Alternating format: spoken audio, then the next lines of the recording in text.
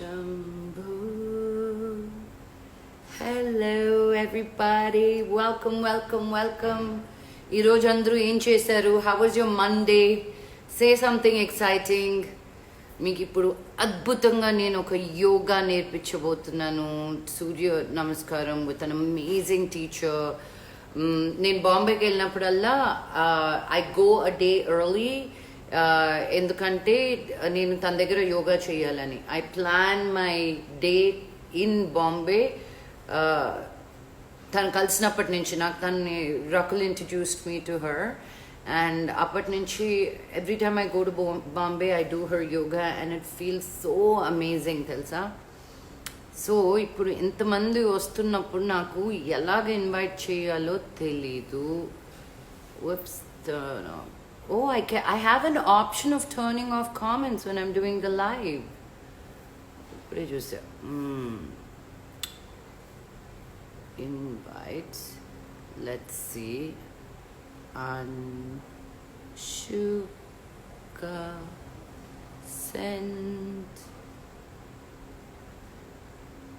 No.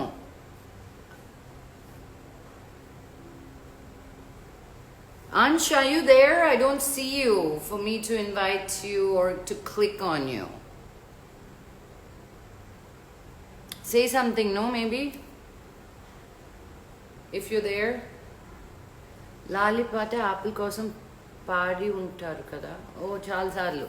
Kane na kootur kosame. My voice, please check. Thank you. Checking. Whoa. I'm right here. I see you. Go live with Anshuka. There you go. Office work. I'm right here. So everybody, this is my amazingly talented, beautiful, compassionate, like amazing yoga teacher. So Anshuka meets my amazing fans. You won't believe how many messages I got from my friends today. First of all, being excited that I'm doing this. Second of all, I lost you. Second of all, saying, can you do Surya Namaskaram at nights? So I said, all your questions can be answered. Anshuka is busy during the day. But let's start off with this. Let's start off with how you were introduced to yoga and how you came about it. So what I want to say first is that yoga is just not about the physical practice. I feel like we all relate yoga to just the physical asanas or how flexible you are. It is a lifestyle. There's so much more. Asana is just one limb of the 8 limbs of yoga. So starting with that, at a very young age, I was introduced to a lot of pranayam and yoga asanas through my mom. And what she called it was exercise, because I know if she called it yoga, I would probably run away from her. So I had asthma, I had acute bronchitis. So I was introduced to it as a physical practice first, with my breathing and my pranayam through my mom, because she is a yoga teacher. She still practices, so that's beautiful. And as I started doing it, I really started to enjoy it, not realizing it's yoga. And then gradually I was extremely athletic, so I started doing different things, movement-based workout. I used to swim a lot. And post that, I became a pilot. That's what I want to do for the rest of my life. And I got a commercial pilot's license. I got a job with the airlines. And right after that, I got into a terrible, near-fatal bike accident. And that's when I feel like I really evolved to understand the beauty of the yoga practice as a lifestyle. Because at that time, I was bedridden for many months. And I was injured and I couldn't walk. I was using crutches even to go from one room to the other. And it was, I feel like the biggest testing time of my life. And what I realized is that the physical trauma was very easy to heal because I did get better. But you know what, that emotional trauma, that it had just sort of, all that alignment that I thought, I believed I had was just not there anymore. And I realized that I was not a very happy person. I wasn't happy with myself, and self-love being so important. And when I wasn't happy with myself, of course, I wasn't happy with my surrounding, my environment, my family, my friends. and everything follows. So I did go into yoga teachers training, and that I really believe changed my life. Where did you do this? The first yoga training, teachers training I did was at the Yoga Institute. It's one of the oldest institutes we have, especially in the country and the world. And it's right here in Mumbai. So that was very easy to do because I started doing just the 1 month course. And then towards the end of the month, I realized that I want to do this even more. And then I extended it to like 3 months. And then I landed up doing it for the entire year. So what I liked is that there were so many different schools of yoga that I learned within that year. I kept going back to the Yoga Institute because I felt like that was where I started from, and there was so much that I was learning from there. And then that's when I fell in love with the beauty of yoga just more than the mat. So it was beyond the mat that I fell in love with the lifestyle. I turned my food around. I was following the Sattvic diet for a very long time. So there were so many changes that I made, and I really believe that if that hadn't come to me at that point, maybe I would not be as never get into yoga as much as you did. Absolutely. I don't think I would get into yoga at all. Now you made it your complete life, right? Like this is what exactly. you do, and you teach, Exactly. and you share what you learn. And I tell you, I've been doing yoga on and off, you know. I love yoga. I love the calling that it has. Every time I do yoga, there's something that happens within me. I cannot explain it. And I keep trying to tell people, you got to experience that. But then when I came to you, and with the whole hammock and just hanging and the kind of freedom I had doing yoga, even the little fears that I had, more, can I do this? Can I do that? I cannot invert. And you were like, let's go. 1, 2, 3. And I'm like, what's going on? But you really gave through your yoga and what you taught us. Hi, Rakul. Hi, Rakul.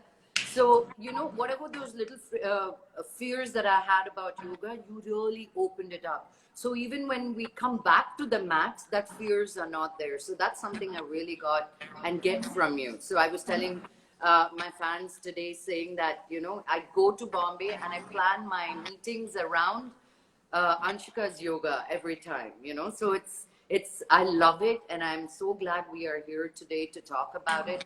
And I know everybody's like, show me asanas, and I'm like, it's not about asanas, you know. So how do we do this? I want to show to them. We are only seeing half. I'm not sure how we can do the. We should maybe do a demonstration today. You can do it. I can just you can follow my voice, and then maybe we should do this again where we shoot a lovely Surya Namaskar sequence. So we should do something fun. Yeah, which people can, do it along. But maybe you have to adjust your camera, and let's go into the physical Surya Namaskar. Right. So you're gonna talk to them about every pose and what it does. Absolutely. Okay, I'm gonna try this, guys. Let's go. Can you see me? Yes. Okay. So yeah. I think that's good. Maybe you should be horizontal, like the other. That's what I was thinking. Yeah. But then you won't see all of me, but it's okay. The first few, it doesn't matter, I guess. Okay. So let's begin and go to the head of your mat and roll your shoulders back. Bring the namaskar to your heart by your chest. Just stay there for a few seconds. It's important always when we start a Surya Namaskar to understand that we are always offering this to the sun, right? The Surya Namaskar translates itself to a sun salutation. However, it's just about really offering it to something bigger than you, the greater good. So just surrender and let's begin. Inhale to take your hands up, all the way up. So your palms are together. You're really lengthening your diaphragm. You're reaching up, Hasta Uttanasana. And as you exhale, I want you to open up your palms, push your chest forward, grab your ankles, pull yourself in. I know that, Laku, you're extremely flexible, so you can place your palms on the floor. For those who can't really touch your toes or you're less stuck at your knees, it's fine. Just stay where you are. Keep staying there, your Uttanasana. Now we'll step our right leg back into a lunge. As you inhale into an Anjani Asana.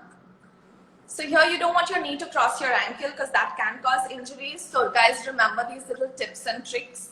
Keep looking forward. Your drishti should be forward. And as you exhale, let's step the leg back into the plank pose, your Dandasana. You want your body to be in one straight line.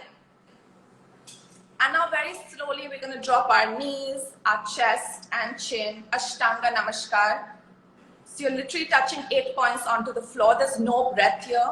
I want you to push into your palms and come all the way up into Bhujangasana. Open up your chest. You're opening up your heart. Push your pelvis down. Keep breathing. And now we're going to raise our hips all the way up and go into your Parvatasana, your Adha Mukha Svanasana, your downward dog, most popularly known as. And here I really want you to push your chest towards your thighs. Your drishti, your focus should be your belly button. Push those shoulder blades away from each other. Beautiful. Now you want to step the same leg back. The same leg that you took to the back, you want to step it forward in an Anjani Asana, which is your lunge. Again, be very careful that your knee doesn't cross your ankle. Look forward. Beautiful. And now let's step that right leg forward for you into a Uttanasana. Keep staying here. It's so important to really warm up the hamstrings here. And you always want to fold forward. So you don't want to curl your back. And for those who are not flexible, that's fine. Wherever you are, it's not a competition. And again, take your hands all the way up in the Namaskar. And then let's bring it back to your chest. So that, in some schools of yoga, that's counted as one Surya Namaskar, right? But in some schools of yoga, when you do it with your right leg and your left leg, that's counted as one school of yoga. And what I really want to say that it doesn't matter what school of yoga is considering, half a namaskar or one namaskar, as long as you're listening to your body. And, if you feel like doing 10 or 20 or even 100, that's fine. The number is not important. What's important is to feel every posture and what you're doing, So when you're on the mat, you really want to tune in. So I think that's very, very important. And yeah, that was beautiful, Lucky. You're so beautiful with your lines. It's really nice. And I really believe you are as flexible in your body as you are in your mind. So I feel like that's such a constant, learning every single day. So it's beautiful. Oh, thank you. Thank you. That means a lot, because I really do believe that when things are coming to, to resist you, when you're doing yoga, I think magic just automatically happens, and that's why I've been encouraging people, do it. I'm like, I don't know, just you do it so you understand. Shabana, hi. Shabana, hello. No. This I don't understand. This. I know. I mean, there are some fans that get very upset if I don't call out their name. So I have to, until then they're like, ah. But, Anshu, tell us a little bit about the importance that Surya Namaskar carries and the significance of it, and why do people say if you learn that one thing, you don't need to learn anything else? Like if you have that Surya Namaskar practice, that is enough. Is that true? Yes, and on so many different levels. And now let me start with the physical benefits first.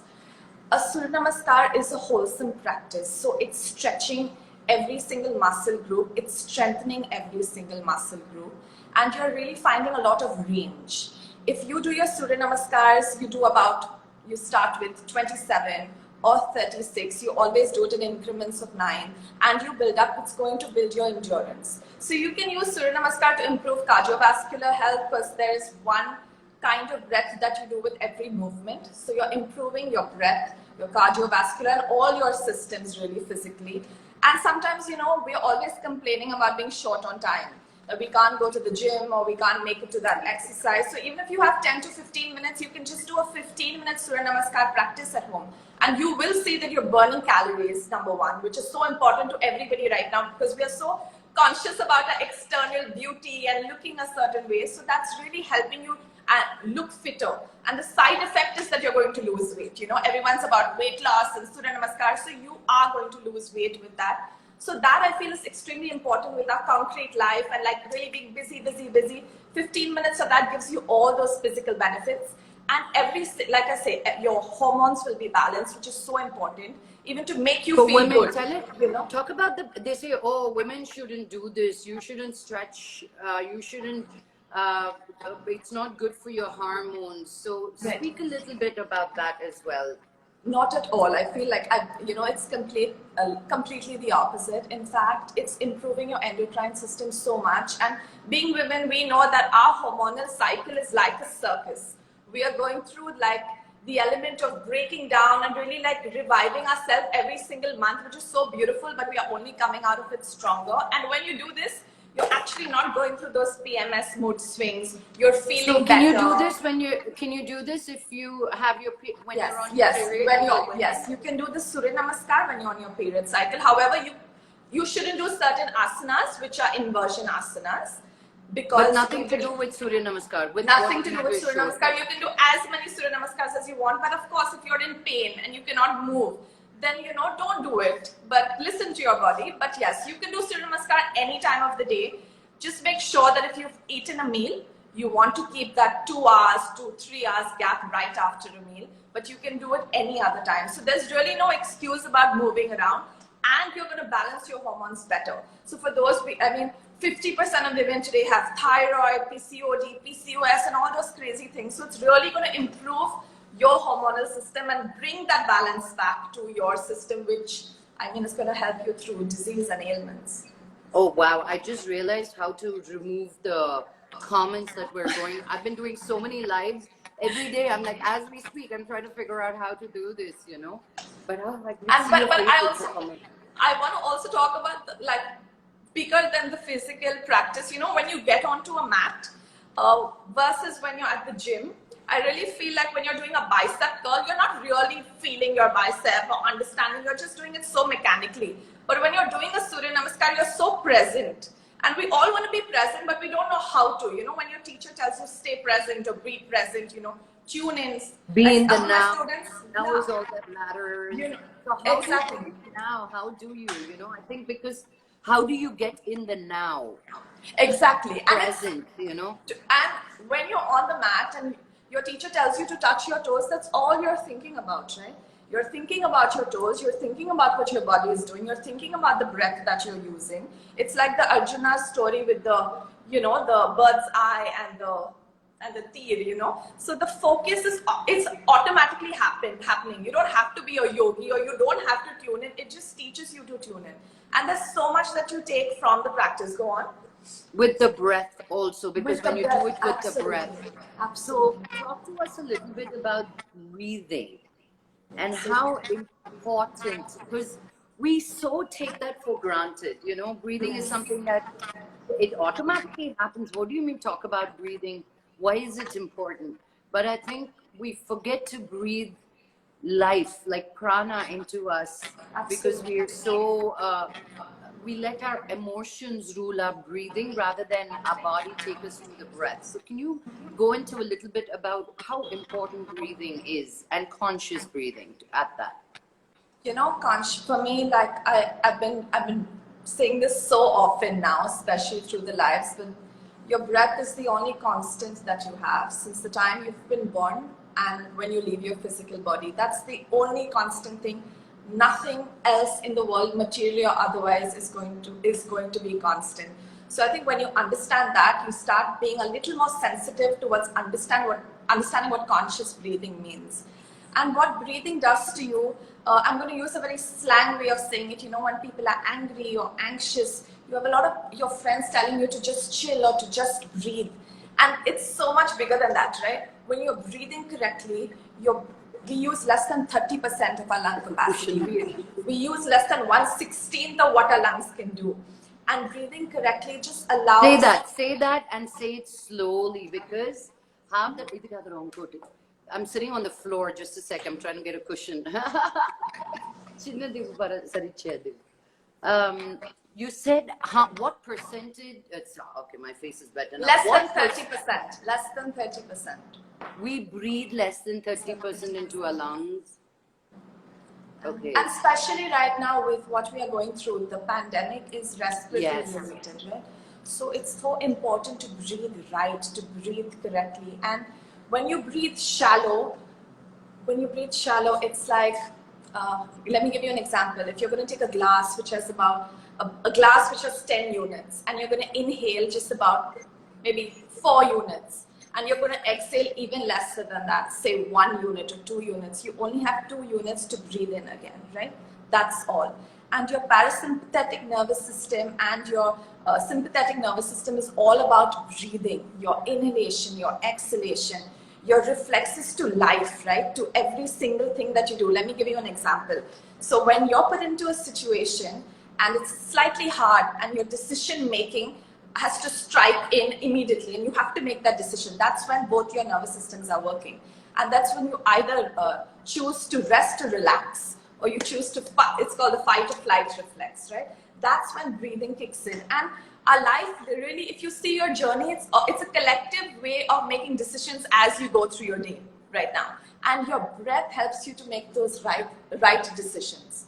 And breathing into your body, breathing the right way. You're breathing, like you said, breathing all that prana in is so important because number one, it's helping all your systems work right. Guys, I cannot reiterate this. I mean, I go crazy. I teach people to breathe correctly for a living because when everyone's breathing shallow, they're making the wrong decisions. They are actually attracting disease. And I don't mean disease only physically.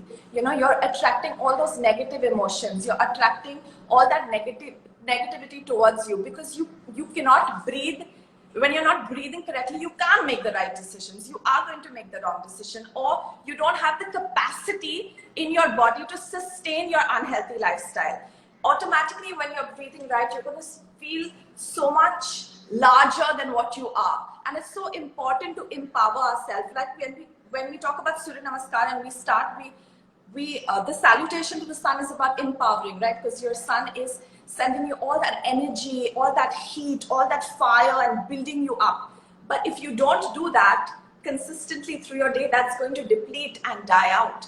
So breathing really changes every little aspect of your life. It's not just about being physical or just about tuning in and meditating and being aware, because that takes a lot of time. Consistent practice, building a practice, cultivating a meditation practice takes time. But just breathing right, like I've been doing this little breathing exercise like that I like to do with you right now. So let's I'd love it. to. Yeah. I was going to ask you to do. Let's do. It's so We've been it's so talking simple. about how to breathe, and let's breathe. You know. So let's take one palm and place it on your belly button, and place the other palm on your chest, and just close your eyes. And I want you to take a deep breath in through your nose, your throat, expanding your chest, expanding your stomach. And as you exhale, release from your stomach, from your chest, from your throat, and from your nostrils. Now I'm going to add some counts. So inhale all the way. 1, 2, 3. And as you exhale, 1, 2, 3. Keep going. Inhale 1, 2, 3. And exhale for 1, 2, 3. Inhale for 1, 2, 3. And hold your breath now for 1, 2, 3. And exhale for 1, 2, 3. One more time. Inhale for 1, 2, 3. Hold that for 1, 2, 3. And exhale for 1, 2, and 3. Just stay with your breathing. Keep your eyes closed. So that was belly breathing, guys, that you all can follow at any point of the day if you have 2 to 3 minutes. And if you feel like you can breathe for longer counts, just add those counts to 4 or 5. And now we're going to go into the box breath, which I want to do with you. Keep your eyes closed again. Just a few breaths of the box breath. And I just want you to visualize a square or a box. And we're going to start from the bottom left side, okay? So let's inhale as we go up that square. And now hold your breath and go to the opposite top. And now as you exhale, I want you to go down through the opposite side of the square. And now suspend your breath and come back to the starting position. We'll do that one more time. Inhale all the way up. And hold your breath till you go to the opposite side. And exhale as you come down the box. And suspend your breath. And slowly open your eyes. I know this was not like a square, guys. It was a rectangle, but you can get anything that's square, and it really helps to even just, if you can't visualize a square, just literally draw out a square and put it on a piece of paper, or use your laptop or whatever you have, and you can just actually follow that square. And it's so beautiful because when you train yourself to start breathing right, and it automatically takes you to a state of consciousness. So you don't have to force it. It just comes to you. Today you'll feel like you're just focusing on like a shape, and you won't realize when you're elevated from just that shape, you know. I talk about this thing about taking things off the mat, right? So when I'm always asked about my yoga practice, like when we do balancing poses and we'll do the vrikshasana or the tree pose, you know, when we fall, we immediately do it again. But like you need to take from that and understand that that's actually going to happen to you for the rest of the 23 hours when you're not on the mat. So when something's not going right and you fall, it's important to pick yourself up. And that's what you learn on the mat. So you need to understand why you're doing every single asana, even your Surya Namaskar. The more flexible you are, like I say, the more flexible you are in your head, right? So it helps you to take away from the mat. So the mat is like giving me life lessons. Every single time I'm on the mat, it's Absolutely. not about what I do on the mat, it's about what I'm doing with what I learn on the mat for the rest of the time. Absolutely. I mean, that was just like an aha moment for me, because sometimes flexibility is there all the time, right? But with that, what I struggle with is strength and balance. Right. So when you say hold that position, I'm like, oh my God, no, can I go to the next right away? Because I can do it for that 1 second, but to hold it and have that strength, that's hard. And then sometimes balance. Sometimes, you know, the combination is always one is better than the other. And then when I think about it, the day happens like that. I don't find that balance, or, you know, it's the strength that I have to make a decision and be strong in my conviction. Because I'm a little too flexible. So people can bend me a little too much. I need to know my balance and strength. And that's something I'm learning through my body for me. And can I please add that you are a goddess, and you empower me so much. And I always remind you, I know, but sometimes I feel like you don't believe it, but I feel like just your presence as part of my life, and I have to say this, is so empowering. And it's not only for me, you know, I'm sure it's also for Rakul and all our other friends, because they are, I mean, you really empower us, and in ways you don't even know. So thank you. Oh, baby, thank you. That was so special. Thank you. I think I got really lucky with having in putting my tribe together, you know, and I really tell you, I always cribbed about not having friends in India. You know, I don't have friends. Until Rakul came into my life, and even then, what are you doing? I'm busy. Okay, I'll come for 5 minutes. I'm like, what? Like, even she didn't care. She knew something, that there were two people, of course, Prakash and then me. So we were the three mosquitoes, as we called ourselves. But she really brought that sense of togetherness for me in India, you know. And Rakul made us meet, so like, yeah, Kushal, and Neha, like we have our own little tribe, you know. And yeah, I love that. so I love that I'm special. part of a tribe. Thank you. It makes me feel so good. We are, you know. I'll tell you now. Actually, I'll show it to you now. So when this is turned off,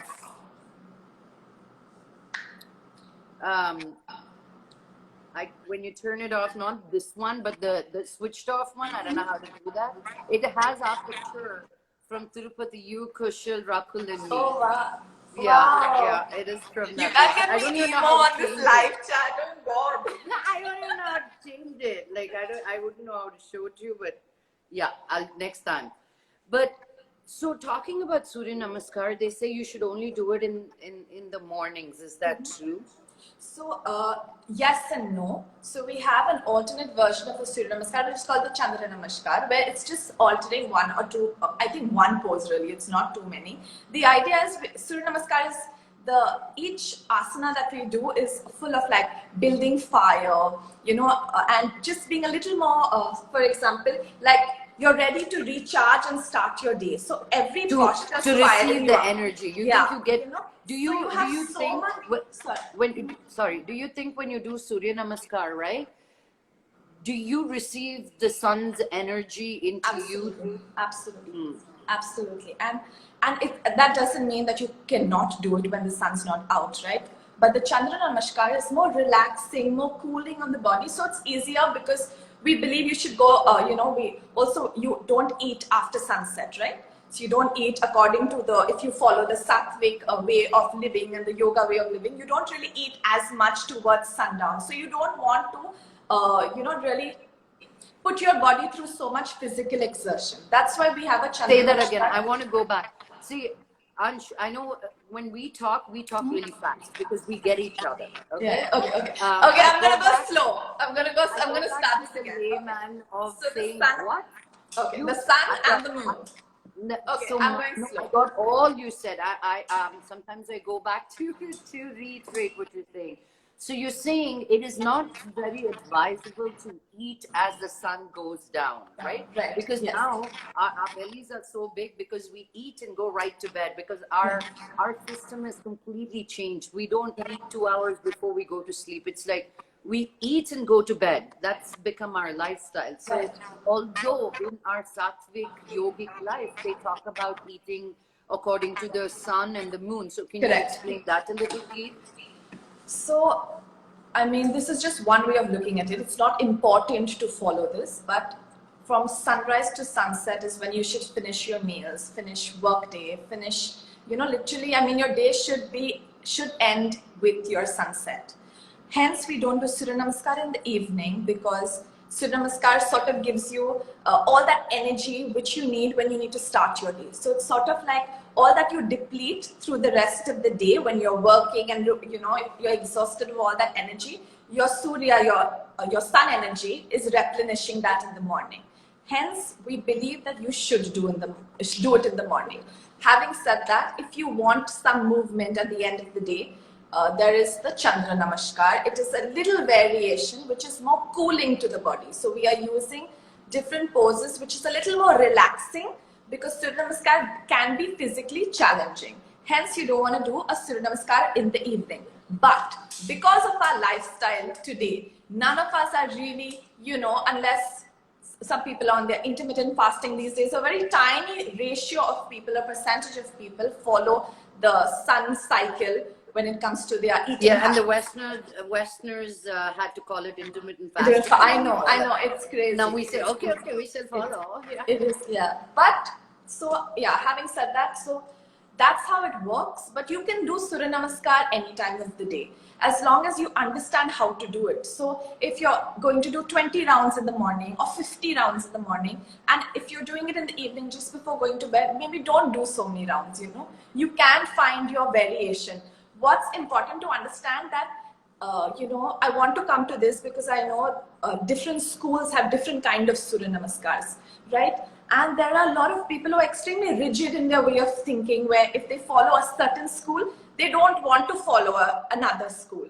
But I come from a place where I feel like, you can do anything that you want as long, you have that freedom and that variety. What it's teaching As long as you is- know the sequence. Absolutely. And what it's teaching you that all of it is giving you the same amount of benefits. What it's also teaching you that there's no right blueprint, right, of life. You're not getting a manual how to go through your day or what to feel.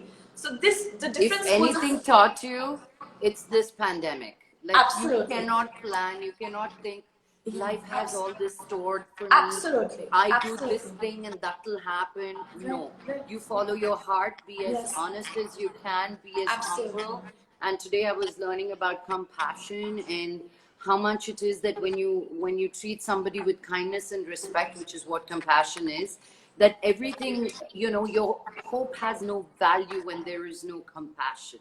And it is, they were talking about, it is very difficult to find that compassion right now, especially, being stuck in small rooms and seeing your family so much that most of us have an escape strategy of I'm going to work or I'm busy or I'm going to see a friend, or we have many exit strategies from places that we feel uncomfortable with.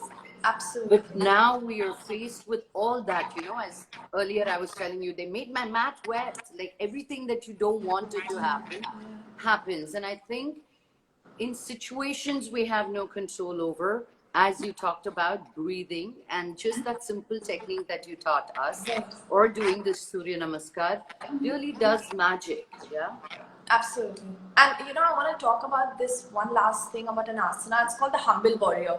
It's translated to a humble warrior in English, and it's similar to a lunge where you're just bowing down. So when I practice this alone, I do it as well, and that's when that realization comes to me. It's not about that I'm bowing to somebody or even a teacher or a guru.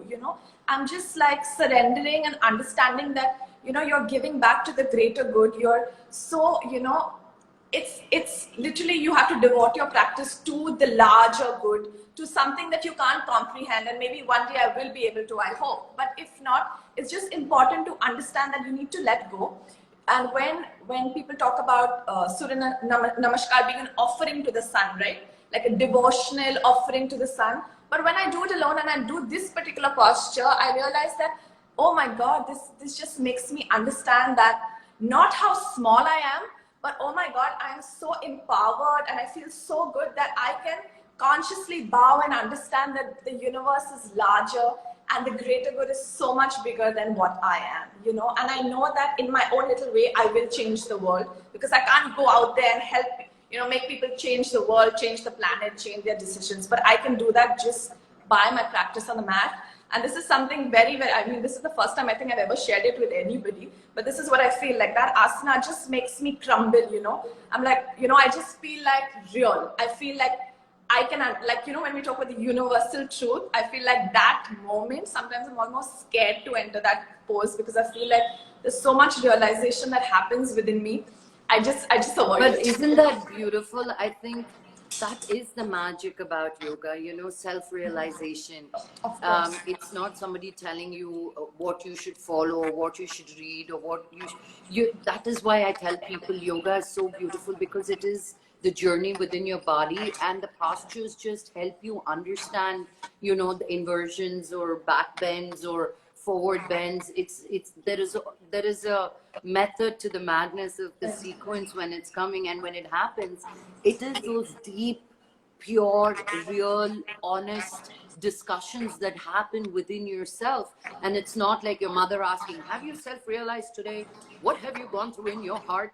Nobody asks those questions Absolutely. anymore. You should be asking those questions, saying, have you done something to hurt somebody today?